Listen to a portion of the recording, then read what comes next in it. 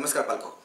आपण जर का RTA मार्फत आपल्या पाल्याचं प्रवेश प्रक्रियेमध्ये सहभाग नोंदवू इच्छितात आणि तुम्ही स्वतःचं घर नाहीये किंवा ज्या ठिकाणी तुमचं घर आहे तिथे शाळा नाहीये आणि जिथे शाळा आहे तुम्ही तिथे भाडेतत्वावरती राहत असाल किंवा तसं दाखवू पाहत असाल तर हा व्हिडिओ तुमच्यासाठी आहे.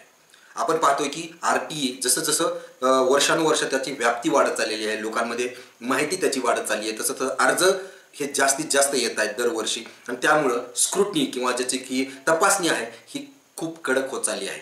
नियमही त्यासोबतच बदलत चाललेले आहेत. तर आपण पाहूया की नेमकं भाडेतत्वावर जर तुम्ही राहत असाल, जर तुम्ही घर भाडेतत्वावरती दाखवत असाल तर तुम्हाला नेमकं यावर्षी कोणकोणते नियम आहेत ज्याची माहिती असणं खूप गरजेचं आहे.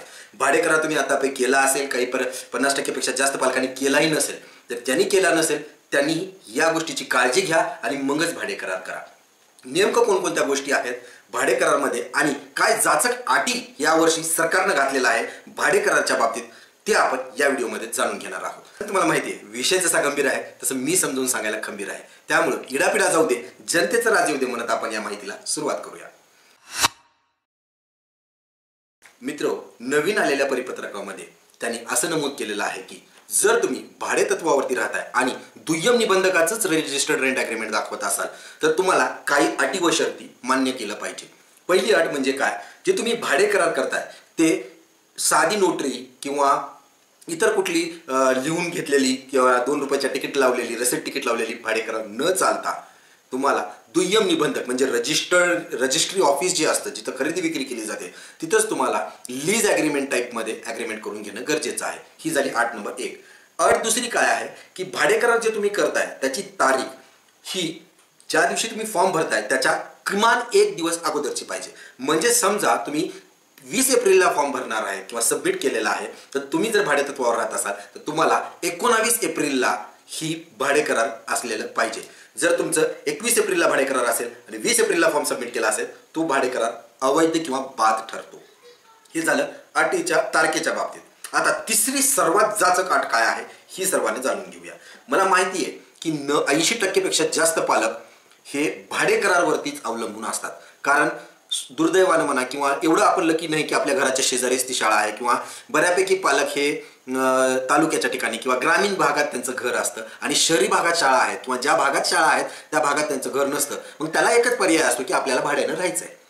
मग यामध्ये होतं काय की बहुतांश पालक जिथं ते राहतात तिथं भाड्यानं राहतात, तिथूनही शाळा दिसत नाही. मग शाळा जिथं दिसते किंवा 1 किलोमीटरच्या आत तुम्ही भाडे करार हे करायला सर्वसाधारण पालक ह्याला 1 किलोमीटरच्या आतला प्राधान्य हे देतात. मग अशा वेळेस होतं काय की शिक्षण विभागालाही समजलेलं आहे किंवा ज्यावेळेस स्क्रुटनी केली जाते त्यावेळेस तुम्हाला कॉल येतो. जर समजा तुम्ही भाडेकरार केलाय, तुमच्या पाल्याचं लॉटरी सिस्टममधनं नंबर लागलाय, तुम्ही कागदपत्र जमा केलेली आहेत आणि आता पुढं तुमची पडताळणी कशी होणार त्यामध्ये तुम्ही जे काही भाडेकराराचं घर दाखवलंय, लॅटिट्यूड लॉंगिट्यूड दाखवलाय, रेखांश अंशांश दाखवलाय, त्याच ठिकाणी तुमचं घर आहे का आणि तिथं तुम्ही उपस्थित आहात का, कोण कोण उपस्थित असणं गरजेचं आहे, वडील, आई आणि पाल्य. ज्या दिवशी ते शिक्षण विभागाचे अधिकारी जे कोणी तुमचं घर तपासायला येतील त्या दिवशी तुम्हाला एक 10-15 मिनिटं अगोदर कॉल येईल. तुम्ही तो कॉल अटेंड करायचा आहे आणि त्यांना तुमच्या घराचा पत्ता सांगायचा आहे. ते लॅटिट्यूड लॉंगिट्यूडच्या हिशोबानं घरी येतील.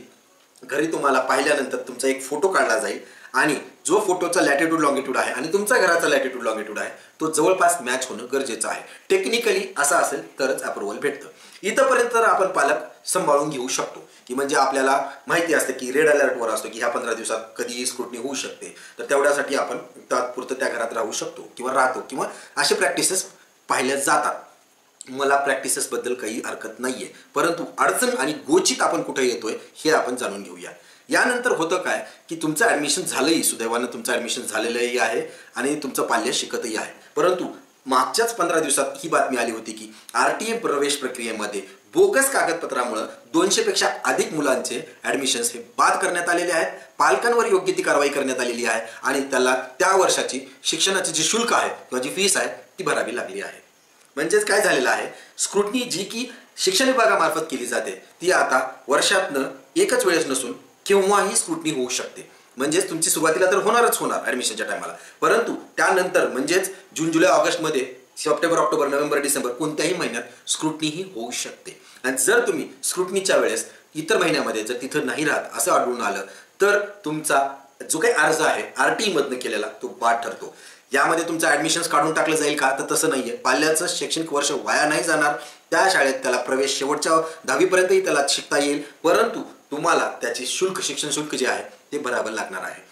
मग यामुळे तुम्हाला काळजी घ्यायची आहे. भाडे करार करत असाल तर वर्षभर तरी निदान पहिल्या इयत्तेत जर राहत असेल, तो शिकत असेल तर 1 वर्ष तरी कमीत कमी तुम्हाला तिथं राहणं गरजेचं आहे. कारण आपण पाहतो की भाडे करार हा 11 महिन्याचा आहे. 11 महिने 1 वर्ष संपलं की मग तुम्ही free, RTE free. Second year third इयरला स्क्रुटनी होणार नाही. तुम्ही तुमचं जे ॲडमिशन झालेलं आहे ते 8वी पर्यंत मोफत होऊ शकतं.